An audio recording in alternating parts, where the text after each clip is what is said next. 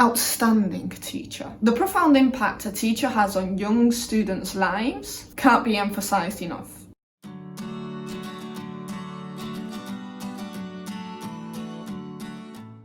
Hi everyone, I am Jess Kennedy, entrepreneur, English and Spanish teacher and YouTuber. Welcome to my channel.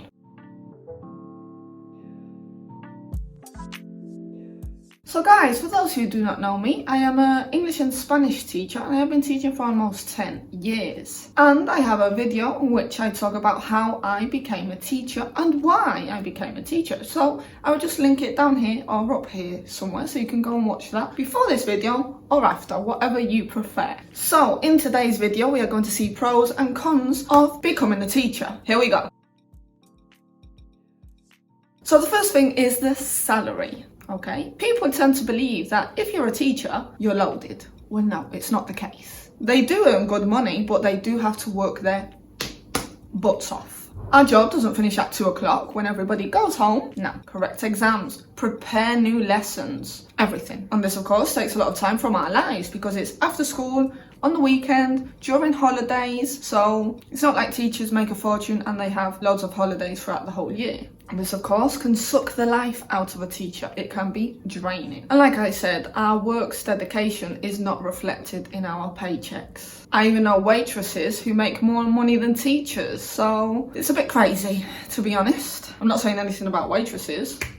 They're amazing. But sometimes you don't even need to study in order to make more money than teachers, for example. You have to think whether you want this or not, as workload is ridiculous. You will barely have a minute to yourself. You won't be able to do anything. Then the second disadvantage is having students who are not willing to learn or who are not interested directly. Sometimes you will try absolutely everything and anything in order to get the student to participate, to become engaged in the lesson, to want to actually learn, or to get them to do homework. You will even try to strike deals with them, be overly lenient, and practically do everything. Or, to no avail, you go crazy trying to think of ways in which you will be able to get the student to participate, to want to be part of the class. But sadly, sometimes you just have to let it go. There will be a student who doesn't like you or doesn't like the way in which you teach. Nevertheless, it is still your job to try and reach out to them, to try and teach them, which of course can be challenging. Another con is being unappreciated. So one of the biggest cons of being a teacher is that teachers are undervalued. Although we are the people who are guiding your children for many years in order to get them to have a brighter future.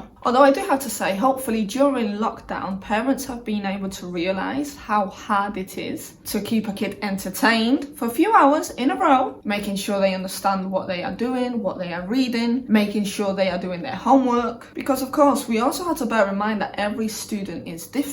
And what might work with one may not work with the other. For example, I might explain something to one student and they easily understand it. And I might explain it in the exact same way to the other student and they haven't got a clue of what I'm talking about. Furthermore, there are students who have attention deficit or they have hyperactivity. Also, there are many others who have dyslexia. Maybe you haven't been trained to work with these different learning difficulties. And of course, it's your job to work it out. You have to make sure that every student is learning, just like the rest. And of course, this leads to the lack of support. So there's some parents who respect you and your expertise. What's more, they are supportive and are engaged throughout the whole process in which their kid is learning. And they are interested in the child's education. And they want to know more on how their kid is evolving. On the other hand, we have parents who are the opposite. You have some parents who tell you how to actually do your job, because of course they know more than the teacher. They argue with you and also most of the time they're not involved in the child's education. Like I said in my previous video, things I wish I had known before becoming a teacher. We don't get taught at uni how to deal with parents or how to become a teacher. We haven't got a clue. We have to learn this ourselves. It would have been great to have a guide more or less to say, okay, in this situation with this type of parent,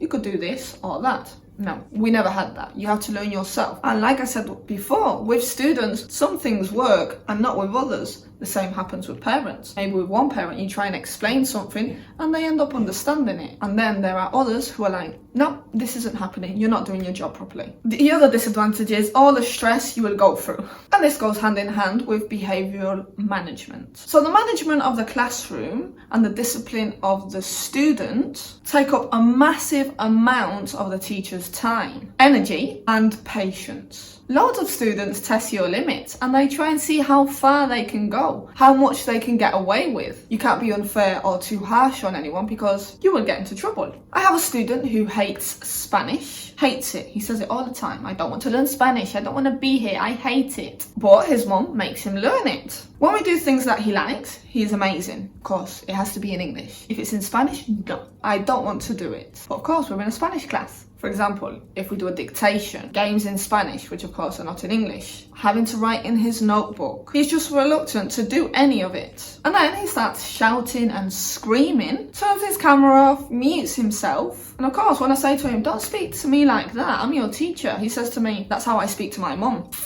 So they think that maybe if they speak to their parents like that, they can speak to the teachers the same way. This is disrespectful towards the mum and towards myself. No child needs to speak this way. If you don't want to learn the language, okay, but while you're here, just try it. Even the other student says to him, you're in Spanish lesson, why don't you try and learn a new language? Like trying to convince this other student himself to want to be in this class. So of course this can be very stressful as you're thinking of millions of ways in which you could get this student to become part of the class, to be engaged, but it's not possible. So guys, enough of all the disadvantages, okay? I don't want to put you off. Let's go with the good things.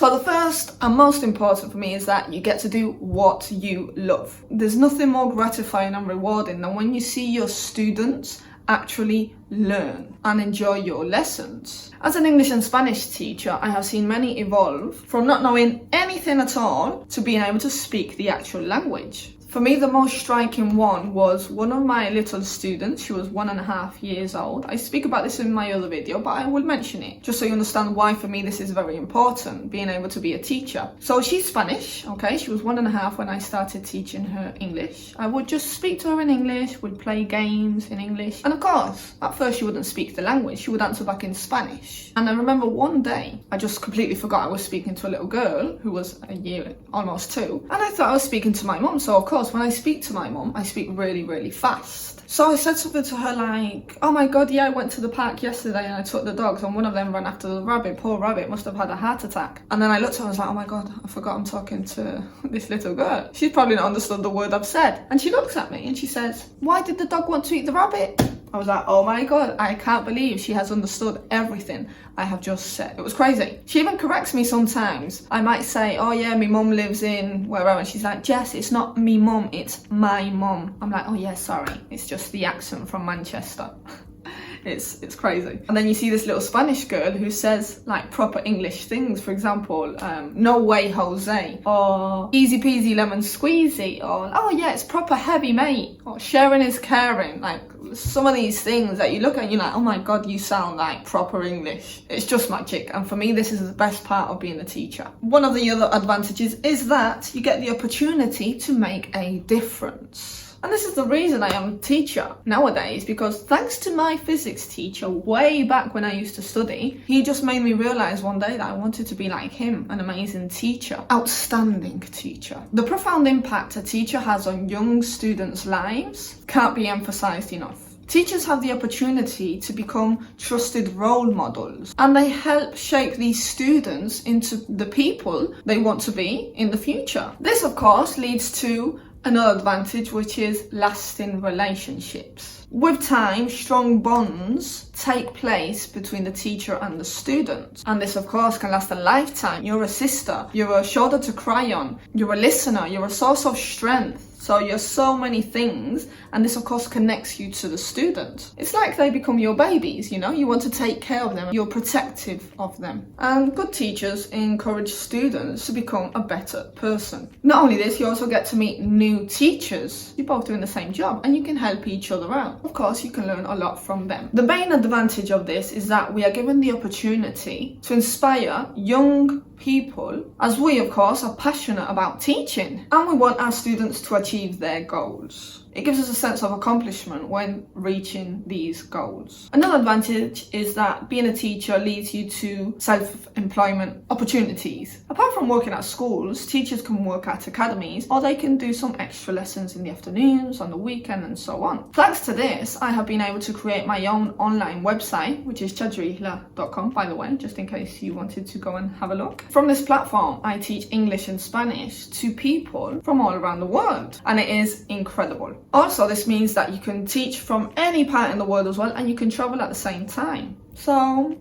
it's amazing. And the last advantage is the aha moment. And it is when suddenly the student understands what you've been explaining for the past hour or so, or weeks, and you were like, oh my god, finally they have understood what I've been explaining. I can't believe it. Especially with students who do have learning difficulties, it is as if you've just won a prize. Finally, all the hard work paid off. So guys, see, these are some of the pros and some of the cons of becoming a teacher. But what I do have to tell you is that the pros and cons of becoming a teacher will challenge you, but I do have to say that the benefits far outweigh any disadvantage you may find. So guys, if you want to be a teacher, it is hard work, it's stressful, you have to put a lot of hours of work and effort into everything you do, but it's incredible. Incredible experience. You get to be part of these children's lives, and you are able to shape them and help them in order to become a better person in the future. You might even influence them to become teachers themselves. So if you would like to be a teacher and you're 100% sure of what you're doing, go and do it. It's amazing, undescribable. So guys, this is the video for today. I hope you have enjoyed it. If so, please subscribe to my channel, and I will see you next week. See you later.